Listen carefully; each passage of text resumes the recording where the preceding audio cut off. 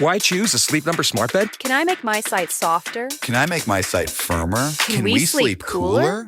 Sleep Number does that. Cools up to 8 times faster and lets you choose your ideal comfort on either side. Your Sleep Number setting. Enjoy personalized comfort for better sleep night after night. It's the final days of our Black Friday sale. Recharge this season with a bundle of cozy, soothing comfort. Now only $17.99 for our C2 mattress and base, plus free premium delivery. Prices higher in Alaska and Hawaii. Check it out at a Sleep Number store or sleepnumber.com today. Now, The Hunt Palmer Show. This is a catastrophe. You are now listening to The Hunt Palmer Show. Brought to you by Renaissance Homes and Pools on 104.5 ESPN Baton Rouge. That's what I wished for when I blew out my candle. Locking down the middle of the day. Live from the Raising Cane studio. This is Hunt Palmer. The floor is yours.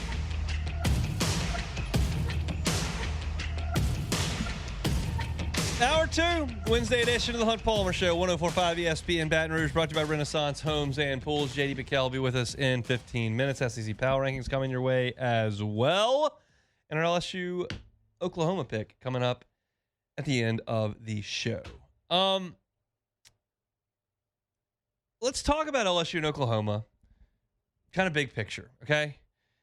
I realize there are other things on folks' mind. Holidays, hiring a new coach. Coaches' lawsuits against LSU, like plenty of other things. But there is one more game to play here. And the matchup is so poor for LSU's offense against Oklahoma's defense that I want to start on the other side of the ball and talk about Oklahoma's offense against LSU's defense. Keep in mind, this Oklahoma offense is not very good. Oklahoma, in terms of the SEC, is 13th of 16 teams in total offense. Oklahoma on the season averages 350 yards per game. LSU averages 345 yards per game. Oklahoma's 13th, LSU's 14th. Florida and South Carolina are worse.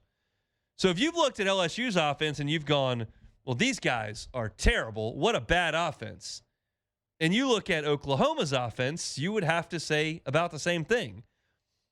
I showed you how close they are, 13th and 14th. They're 5 yards per game apart. If you look at yards per play, Oklahoma gains 5.31 yards per play.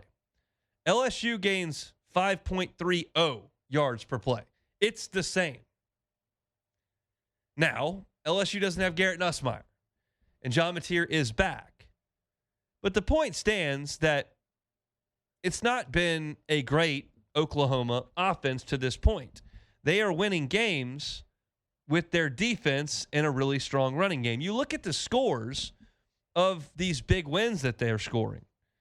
They beat Missouri 17-6. They beat Alabama 23-21. Now, they beat Tennessee 33-28, which does stand out a little bit. But keep in mind that Tennessee has a porous defense on the back end. They don't do a good job in terms of pass defense. The guy that Oklahoma wants to get going, we talked to Brandon Drum about this in our first segment, is Xavier Robinson. He's running back, 6 feet tall, 240 pounds, and they want to get him going. But they haven't featured him to the extent that I think they probably should. The one time they did was against Tennessee. They gave him 16 carries for 115 yards. He scored a touchdown. That's the only game this year he's gotten more than 12 carries. That's telling to me. Like, why do you have this guy who is averaging 5.5 yards per carry, who has played in 8 games this year, and you're not giving him the ball as much as the statistics suggest you probably should? But he's probably their best player on offense, considering the way that Mateer has played since the injury. And that's something that I would count on Brandon Drum, who we had on our first segment today, more than I would count on myself there, because he watches every snap and I just see what I see. But Mateer, since the injury, just has not been nearly the same. He threw for 392 in the opener, 270 against Michigan, 282 at Temple, 271 against a good Auburn defense. Then he got hurt. comes back. 202 yards and 3 picks against Texas. South Carolina, 150 yards. Ole Miss, 223. Tennessee, 159. Alabama, 138. Missouri, 173. It's been underwhelming.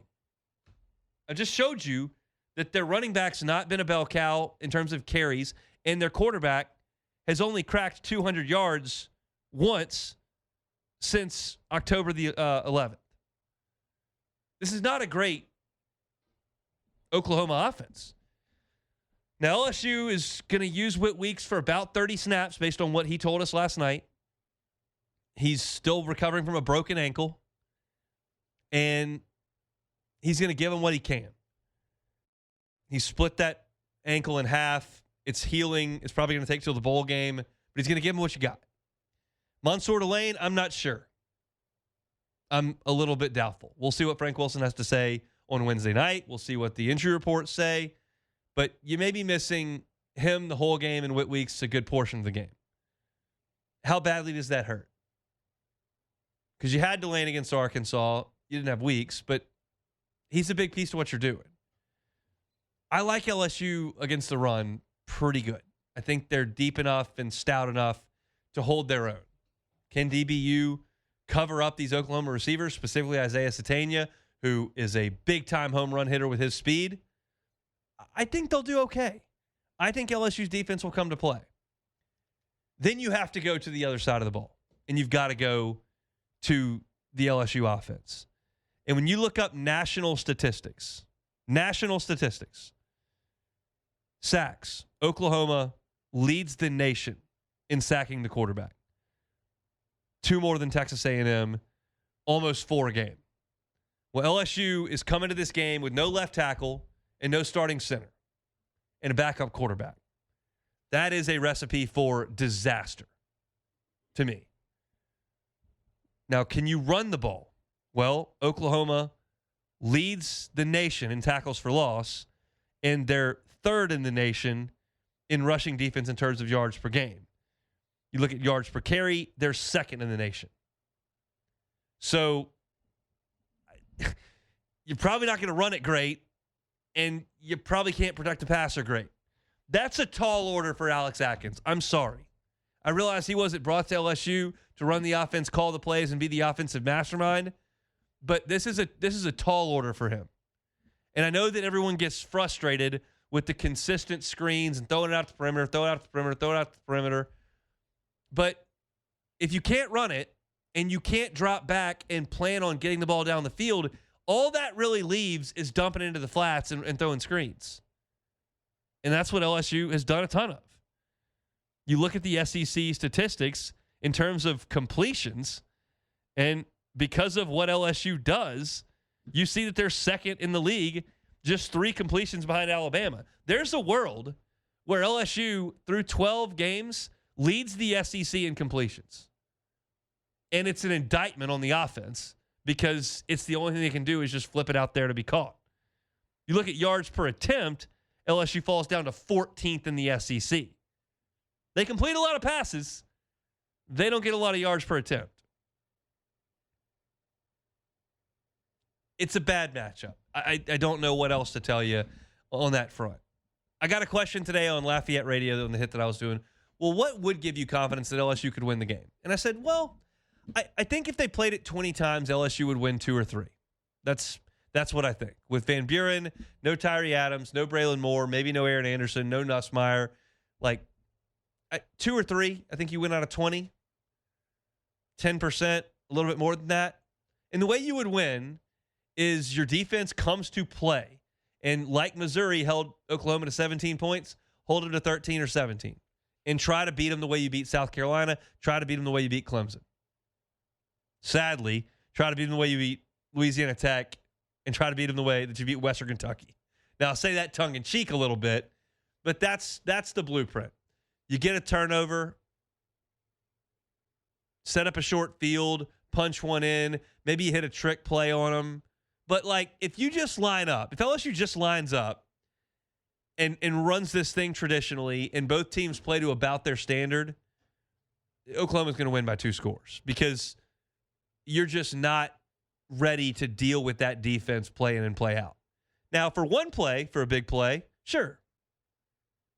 Now, for one play, for a trick play, sure. And if you don't need a lot of plays because your defense keeps you in it, keeps that score low, maybe. That's the blueprint. But I have my sincere doubts about whether or not LSU can get that done.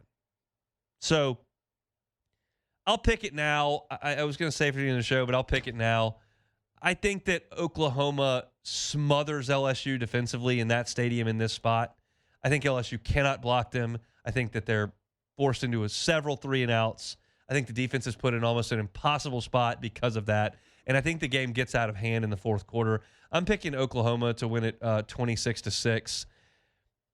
I see a game where LSU can't sustain drives. And when you can't sustain drives, your defense plays too much, you lose field position, and Oklahoma will eventually, in front of that crowd, find a way to crack into that LSU defense, especially if Whit Weeks has a sit-down and Mansour Delane doesn't play. You're just not quite the same unit that you once were. So I hope I'm wrong. I hope LSU goes up there, puts up a valiant fight, and even finds a way to win the game. But to me, I got 26-6, Oklahoma beating LSU in Norman on Saturday. I hope I'm wrong. Hope I'm dead wrong. We'll ask J.D. Pickell about it when we come back. The Hunt Palmer Show. Genesis of Baton Rouge. GenesisofBatonRouge.com is the website. Every car that's on the lot is online at GenesisofBatonRouge.com. Been telling you, but if you want to rent a vehicle for Christmas, I know a lot of folks go on road trips. You don't love to put those miles on the vehicle, especially if you're going some long distances. Well, get a rental. Genesis of Baton Rouge. Maybe you've never been behind the wheel of a Genesis. You'd love to see the difference. They're happy to let you do that. Get behind the wheel of the GV80. It's a great midsize SUV. Perfect for a small family.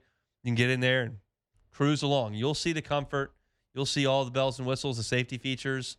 It's an IIHS top safety pick. Every line of vehicle, every model in the line is a top safety pick. You're in one of the safest cars on the road. You can trust your family behind the wheel of a Genesis. So get by an airline at PQ. Get a rental for the Christmas season for that road trip, and you will see that Genesis difference. It's a luxury brand at a reasonable price. It's Genesis of Baton Rouge. They're on airline at PQ and online at GenesisofBatonRouge.com. You're listening to The Hunt Palmer Show, brought to you by Renaissance Homes and Pools.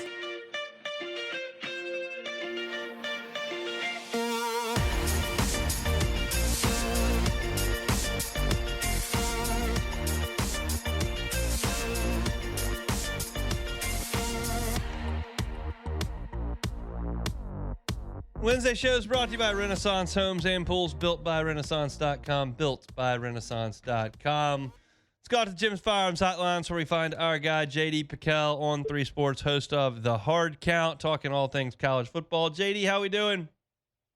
Oh, I'm doing well, man. Are we getting the welcoming parade ready in Baton Rouge for King Kiffin? Are we making the arrangements? Or There's what's the something like that. I think there's a lot of anticipation. I think a lot of expectation for the weekend. We're just, when you don't know when that day comes, it's a tough thing to try to extrapolate out. I know that we're not talking a lot about LSU and Oklahoma around here, that's for sure. I want to ask you a question. We'll take travel and expense out of it. I'm going to allow you to teleport in and out, 50-yard line, free tickets. You get to go to one game this weekend. Where are you going? Oh, gosh. This is a good question.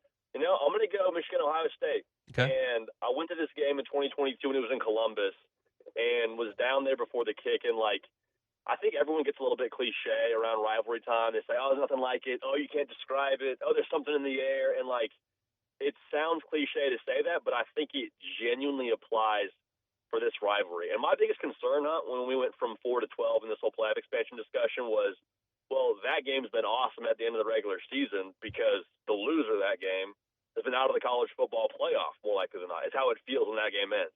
But with Michigan being 9-2, with them getting bumped up to 15 last night, if Michigan loses that one, Hunt, they're out. But if they win, they're in. And so the vibes and the stakes around that one, with it being in Ann Arbor, I'm going to Michigan, Ohio State. I'm feeling pretty good about that. Interesting. Who do you think wins?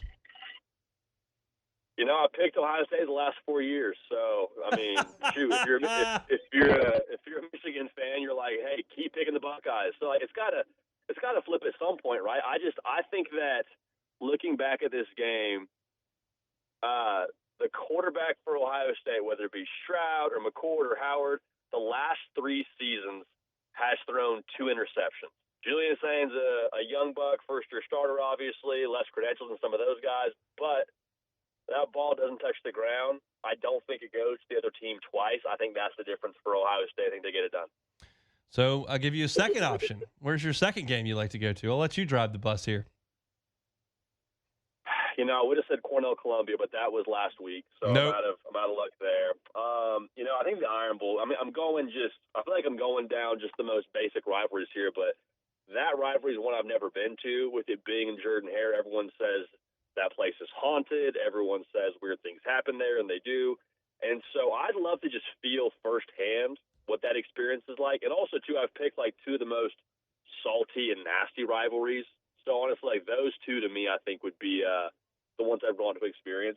And doesn't it just feel like it's sort of ripe for the picking for Auburn? I'm still picking Alabama, but like the line's 5.5.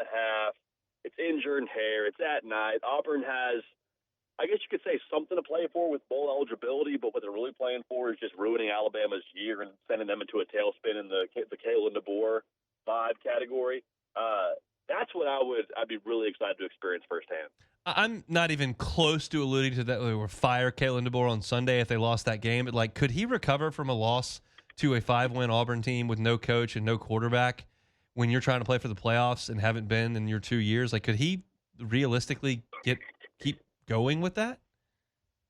I mean, you're in a deep hole at that point, optically, right? I mean, it almost reminds me a little bit, and it's a little bit more extreme in some ways on the other side of this coin, but like all the vibes around Ohio State last year when they lost to Michigan again, it was like Ryan Day is never going to be a bad enough coach to where you fire him. Like, I don't think Kalen DeBoer will ever be a bad enough coach to where Alabama fires him, but if you go 9-3 the first 2 years, considering what you took over, considering what we were saying about you after you won, 4 ranked games in a row against SEC teams, like there was just all of this momentum. And so for it to come down to the last game of the regular season and you lose to that team and their positioning, I think we'd be right back to where we were after week 1, Hunt, where, again, it's not a thing where, like you said, you're not firing Kalen DeBoer, but golly, you're rethinking a lot of things about how you're assessing Alabama football.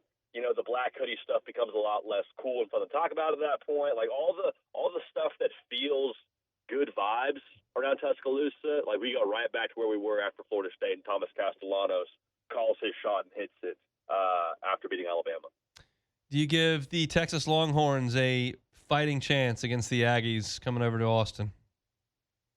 This is like my heebie-jeebie game of the week, Hunt. I think you could talk yourself into a 9-3 Texas, getting enough chaos and backdooring their way in. But for the most part, this is about hatred. There's really no massive stakes for Texas. I suppose the stakes for Texas A&M are if you win, you go to Atlanta, so that's something. But even if you lose, you're still in the college football playoff.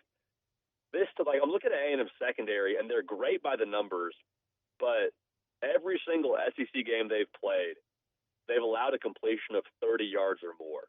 And so Arch Manning hasn't been, Bart Starr by any stretch of the imagination this year, but he's starting to really find his own. He's starting to see it. He looks more confident. He looks more comfortable. And so I wonder if the combination of house money plus the way that A&M's looked, in my opinion, a little bit gettable and explosive plays downfield, I think it comes down to special teams, Hunt. I really do. And if you're an A&M fan looking at your kicker and I hope it doesn't come down to a field goal. No knock on Randy Baum, but it hasn't been the year that he wanted to have. He's 61% on the year, which isn't a number you're thrilled with if you're an Aggie. So I think that line is right about on the money with it being 2.5 favoring the Aggies on the road. I think A&M wins, but gosh dang, I think it is far from comfortable for the Aggies the entirety of this one. I think the Aggies are going to take it to them. It's a Texas team that got smoked. They got smoked by Georgia. They were down 2-3 scores at Mississippi State. I think that A&M is going to go over there and exact a little revenge from last year. That's my take, but we'll see how it goes. What happens in Starkville, Mississippi on Friday? Here's the thing. I don't even think Lane Kiffin knows, which is the funniest part about this whole thing. And talking to people that track this sort of thing for a living, I'm trying to get intel, I'm trying to get content ready for whatever he does on Friday or Saturday or whatever. They're legitimately, nobody knows, especially Lane Kiffin. So that whole part of the equation makes me think the longer this goes, the less likely it is he stays at Ole Miss. Something really interesting, though, that caught my attention this morning, Brett McMurphy of On3 took a poll across college football media to, gauge people's guesses on what they think Lane Kiffin does. And they won Chris Lowe, who is just enormously dialed, as you well know, Hunt, in this whole space, especially majoring in Lane Kiffinology. His prediction was he stays at Ole Miss. And so that kind of has me rethinking things. I still think he leaves for LSU. I think it makes too much sense. But wouldn't it be just like Lane Kiffin if after all this smoke around him leaving, he's non-committal, he's this, he's that, he walks up to the presser after an Egg Bowl win and says, no, I'm not leaving. Jordan Belfort style, I'm not leaving. How would the Ole Miss fans feel about that? I mean, when you've outkicked your covers in some respects, I think you're sort of just happy they're staying with you, right? I mean, that was my whole take when I was dating my wife. I was like, if I get a slow response when it comes to a text message or, we're busy every night of the week on a weeknight, I'm like, how are you busy Tuesday, Wednesday, Thursday, Friday, and Saturday? I'm like, but as long as you're not breaking up with me, as long as we're still an item here going forward, I'm good with it. I think that's kind of your take if you're Ole Miss. Yeah, it makes sense LSU and Florida are throwing bags at you. But I will say this too, Hunt. If he doesn't leave for these two jobs, I don't know what job he leaves for outside of the NFL. I think if you're not leaving Ole Miss for LSU or Florida, I think you are staying at Ole Miss until it might be until he retires or until he takes a job in the NFL. That's truly my opinion on this. I think if he stays at Ole Miss, you feel massive security of then he's not leaving probably ever. I'll give you a hypothetical on that then. After what we just talked about, Kalen DeBoer loses 2 games in September next year, and he stayed and Kiffin has stayed at Ole Miss, and Bama comes open. You don't think we're going to do this all over again next November? I think we will do a version of this, but I think he's making up his mind right now of if I'm going to leave this place, it's going to be right now. Because honestly, and I'm curious to hear what your take is on this. In my mind, Alabama is a tremendous job. It's the job, obviously, for Lane Kiffin. He's always getting linked to. But if you're not leaving for LSU, is the LSU and Alabama job really worlds apart? I don't think so. I think the LSU job is probably better than the Alabama job based on the track record of what different coaches have done.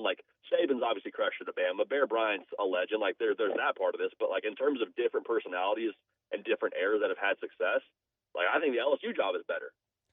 And maybe the timing's better next year if they're not in the playoff, which is really what we True. think this entire hang-up is all about. But it's just you listen to so much from the Ole Miss folks, and the fact of the matter is that this is supposed to have been the greatest 3-week stretch in modern Ole Miss football, and it's been one of the worst because of everything that's going around it, and to not take any time to promote your program and to not send out all your tweets this week and to not take time to promote what's going on in Oxford, and instead just looking very sheepish and staring around the microphone. This is not Homer LSU Hunt talking. This is just reasonable, realistic stuff. He's deflecting everything in a moment where you should be embracing and promoting everything. And I just don't know if the Ole Miss folks, especially the high dollar boosters, are going to look very kindly on that. Can I take a swing here, a guess at what I think that conversation was like with Kiffin and Keith Carter? Sure.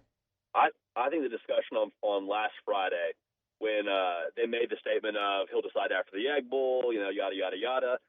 I think the discussion was, hey, I don't know what I want to do, but I want to finish the season here. I want to stay here. I want to see this through. I want to be at Ole Miss until the season ends. LSU and Florida, if they want me, they'll wait. Maybe some version of that was said. Then I think Keith Carter came back with, Lane, I can't let you do that. If you're not going to be here, I need an answer so I can go get a head coach. And then if you're not going to be here, I can't allow you to coach the college football playoff. Just I'm reading the body language, reading the vibes at his press conference. It felt like he was a bit dejected of, I don't want to be in this spot.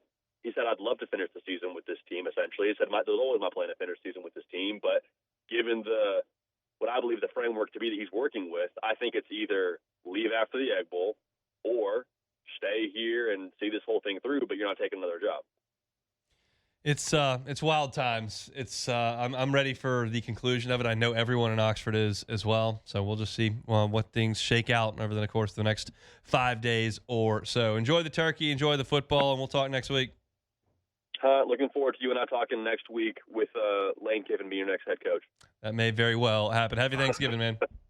Go Tigers. That's it. JD Pickell, host of The Hard Count on 3 Sports. Wherever you find your podcast, search The Hard Count, search his name, JD Pickell. He's with us every single Wednesday. Appreciate us giving time every single week. Come back. A little SEC football power rankings. Got 30 minutes left to go on The Hunt Palmer Show.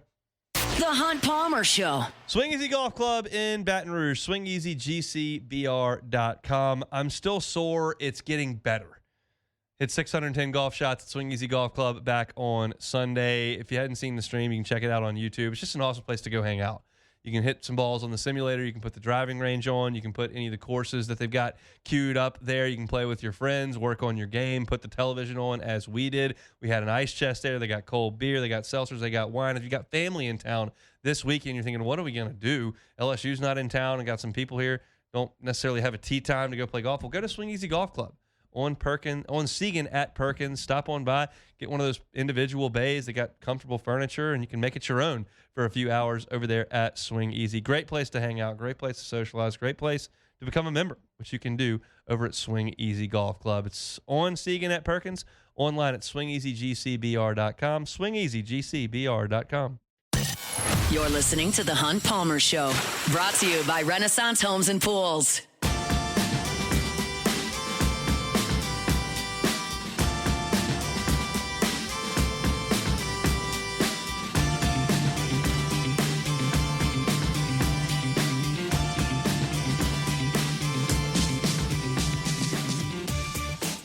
Start your Saturday with us. One more game day for LSU football. It'll be a 2:30 kickoff on ABC. That means 9:30. Rouse's Burbank and Lee, Matt Musso, Charles Hannegriff will be with you on Eagle 98.1 Game Day's pregame show. They'll go for 3 hours until 12:30. They'll toss it to me on the LSU Sports Radio Network. Myself, Brandon Taylor, Marlon Favorite with you from 12:30 to a little bit after 2 o'clock.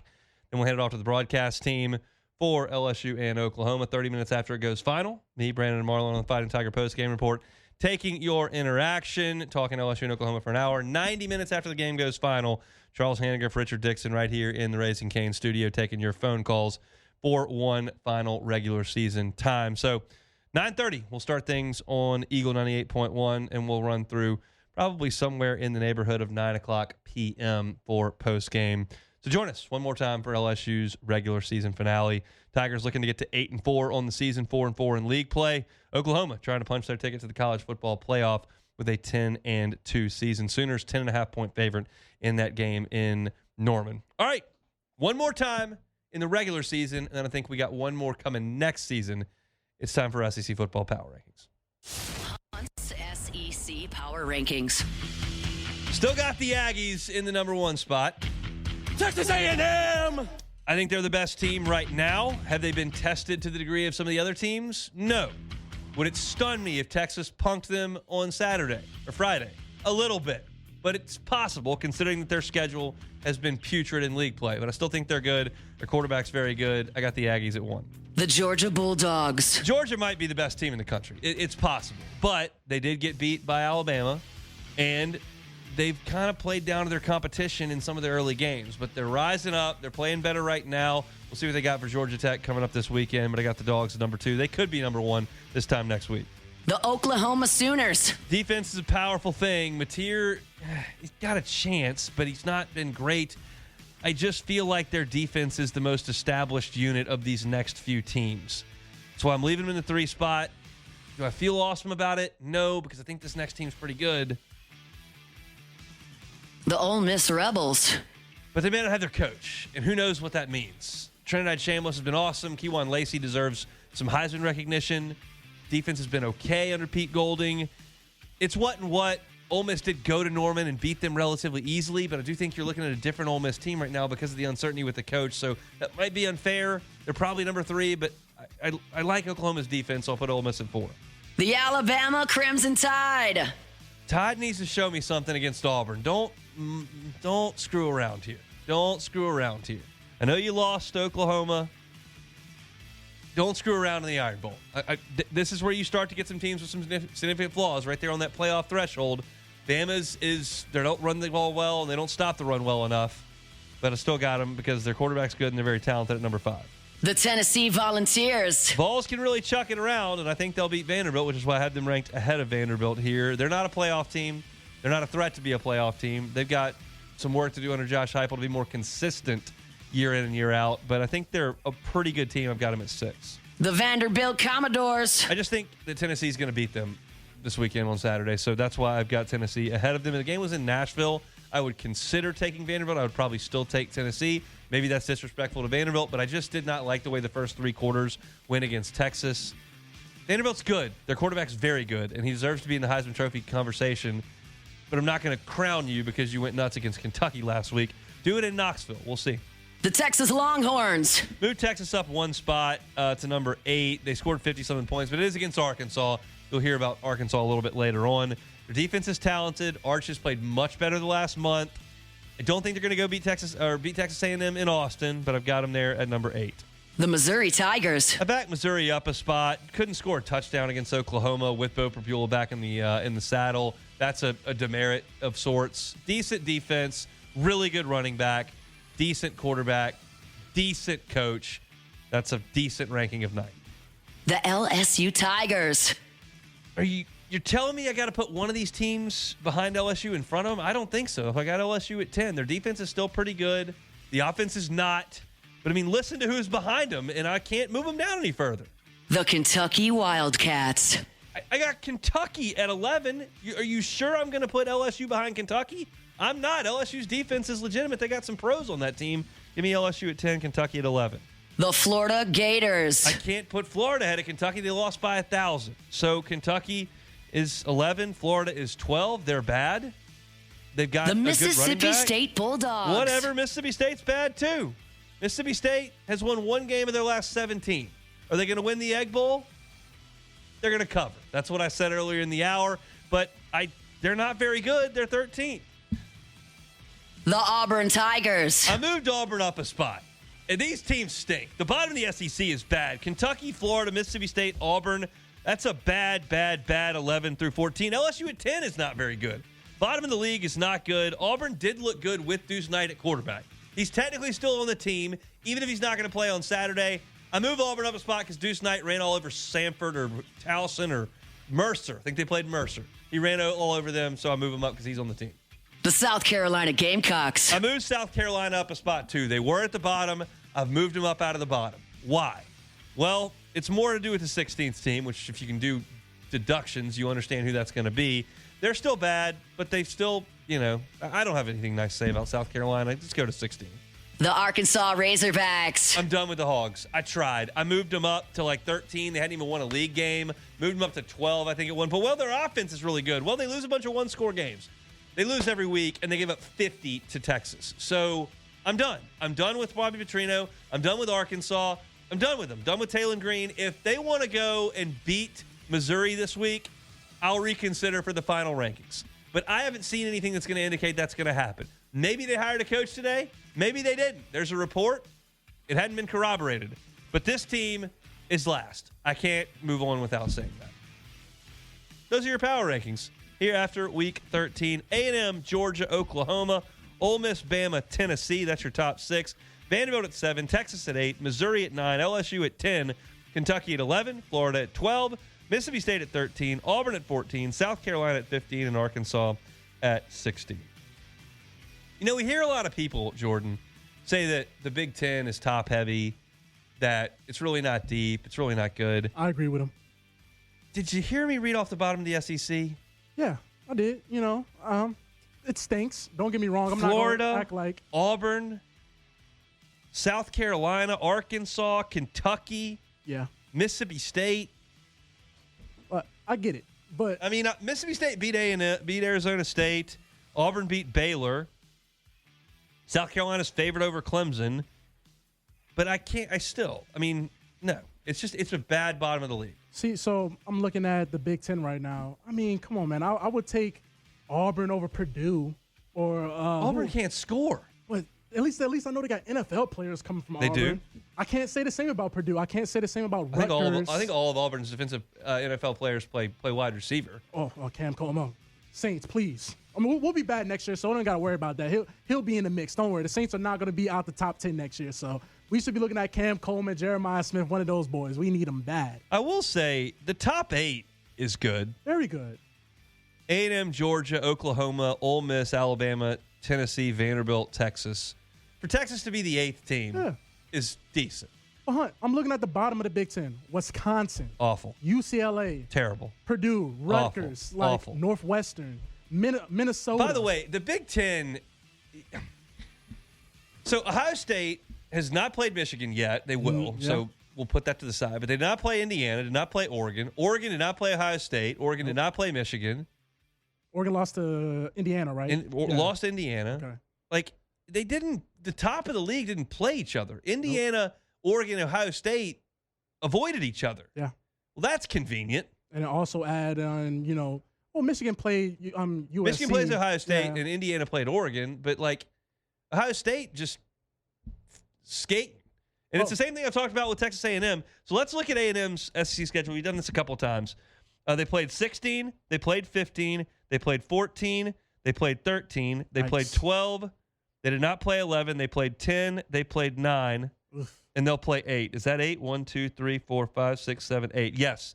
So the exception, they did not play 11 Kentucky. But in my power rankings, A&M played 8 of the bottom 9 in the SEC. Now, that's one hot air blowing midday host that you could find. You could shake your rankings out however you want. But getting an SEC schedule that includes 8 of the bottom 9 is almost statistically impossible. Yeah. No Georgia, no Oklahoma, no Ole Miss, no Bama, no Tennessee, no Vanderbilt. They didn't play nobody. They managed after all those years of spoiling opportunities and wasting resources and just utter choking by Texas A&M. 2022. They finally managed to get the stroke of good fortune where they formed a good team and they got the easiest schedule. Yeah. And that's the beauty. And I will say this.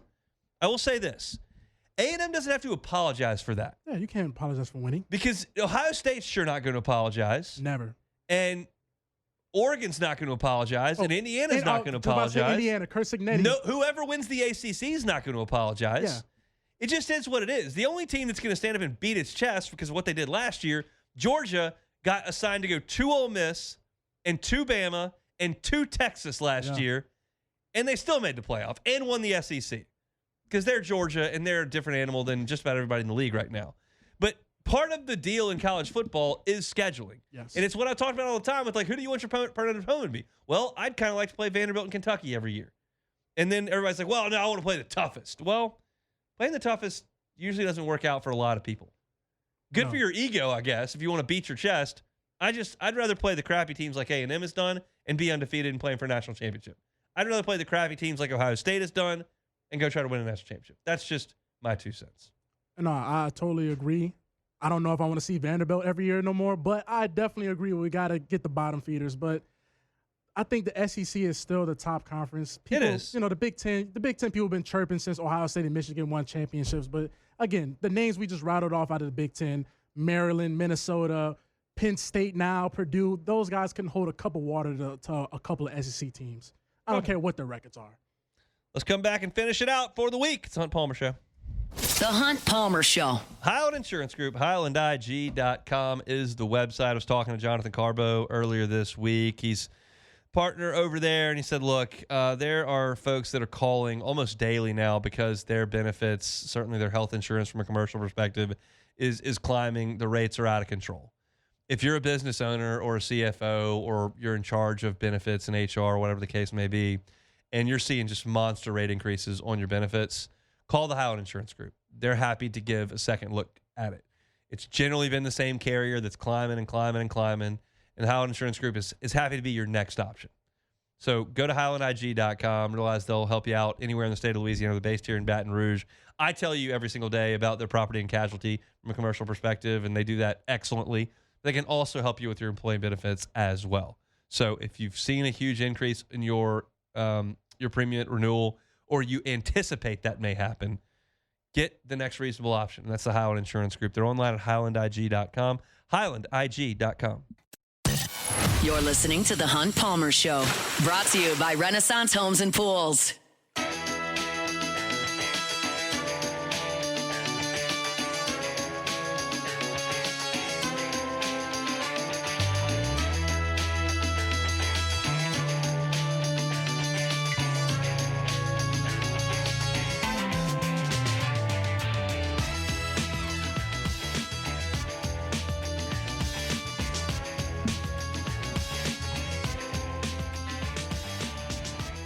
Wednesday show is brought to you by Renaissance Homes and Pools. If you're thinking about the spring already, let's get through Thanksgiving and Christmas first, but spring will show up, and it'll be time to get in the pool again, time to get at that outdoor kitchen. And if you want to make sure that your pool's ready for the spring or your outdoor kitchen's ready for the spring, Renaissance Homes and Pools is happy to help you out with that. Check them out, builtbyrenaissance.com, builtbyrenaissance.com, and start that process this month so that you can make sure that when the spring comes, your pool, your outdoor kitchen are ready to go. Also, a big shout out to Sagrera Farms Premium Angus Beef, Corks, Cajun Fried Fish, and Shrimp will be out tomorrow and Friday. Those folks help you hear our Thursday and Friday shows. We're going to step aside for Thanksgiving tomorrow and certainly on Friday as well. Lots of football over the weekend. We'll have a ton to talk about on Monday's show. Earlier, I picked the Dolphins to beat the Saints, and I picked the Sooners to beat the Tigers. Not, in my estimation, going to be a wonderful Turkey Day weekend down here in South Louisiana from a football perspective, but maybe there's a new head football coach for LSU by the time we're back on the air. We'll just certainly have to see. One more order of business before we break for Thanksgiving, and that is, of course, take it or leave it.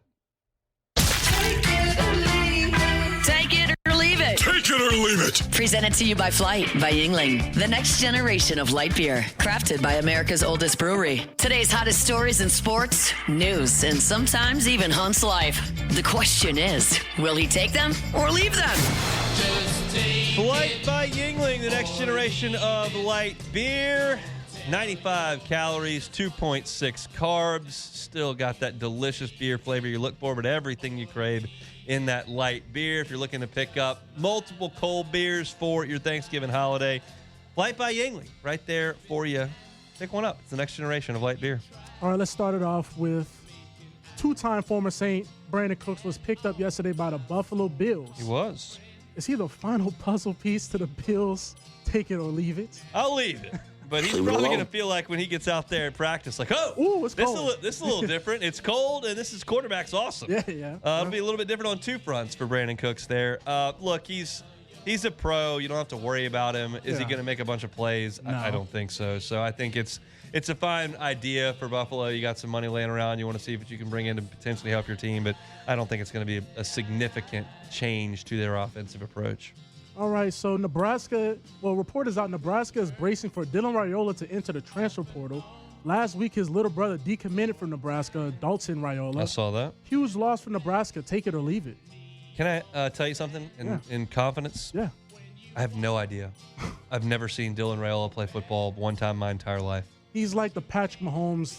He wants to be Patrick Mahomes, but he's not Patrick Mahomes. I doubt he's Patrick Mahomes. Yeah, he's not even close to Mahomes. I don't watch Nebraska play football. I don't care about Nebraska playing football, so I've never seen him play. If I need to watch him for some reason, I'll turn on the old YouTube highlights and check that out. But there's enough football in my life that I really want to and need to watch. Nebraska's not going to make the cut. I don't care about Nebraska, and Matt Rule can try to change that.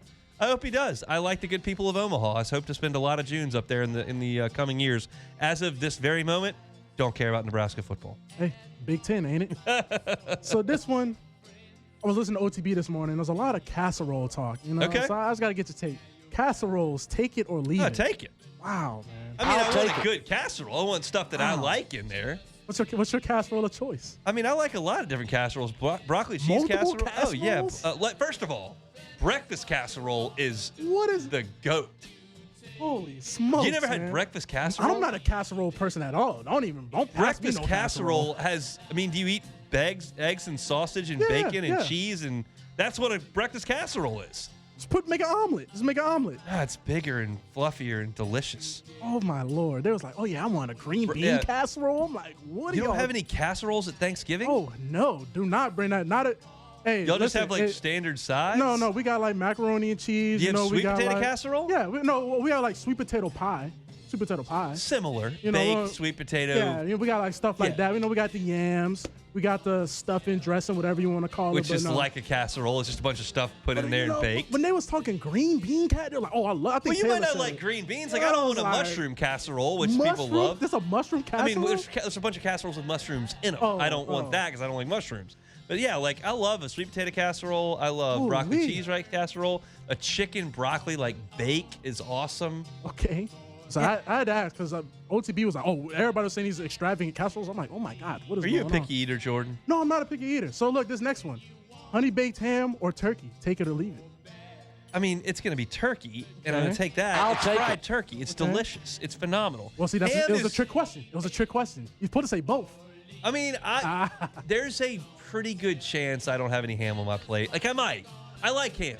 Yes. I would much rather put ham on bread with mayonnaise and cheese on it than just eat some ham with, like, gravy or something. Yes. But fried turkey is fire. Yes, it is. And fried turkey goes on a sandwich wonderfully, and I'm looking forward to that coming up this weekend. Well, that's it for Take It or Leave It. That is it for Take It or Leave It. And My that's it for casserole us sauce. here on this Wednesday. We'll step aside. Hope you'll have a wonderful, happy, and very, very safe Thanksgiving. We'll watch some football. We may get a football coach here in Baton Rouge. We'll see, but we'll react to all of it coming up on Monday. Happy Thanksgiving, everybody. Matt's going to drive you home next. This has been a Wednesday edition of the Hunt Palmer Show. The Hunt Palmer Show. First American Bank and Trust. They want to wish you a very, very happy Thanksgiving. And that's just because of the wonderful community feel that they offer at First American Bank and Trust. They've been down here in Southeast Louisiana for 115 years. You're talking about a 1910 start. They've grown 25 locations throughout Southeast Louisiana. So no matter where you are, from Jones Creek, Dutchtown, right around here, Lafourche, Terrebonne, St. James, St. John's, Tangipahoa, St. Tammany over in Hammond, they got you covered. If you're looking for a commercial loan, work with a bank that's got the resources of the big national bank, but the down-home and small-town feel that First American Bank and Trust offers. They have a call center right here in South Louisiana. You're going to get a person, not somebody over in Atlanta. It's a community feel and great resources at First American Bank and Trust. They want to wish everybody down here in South Louisiana a happy Thanksgiving. It's First American Bank and Trust.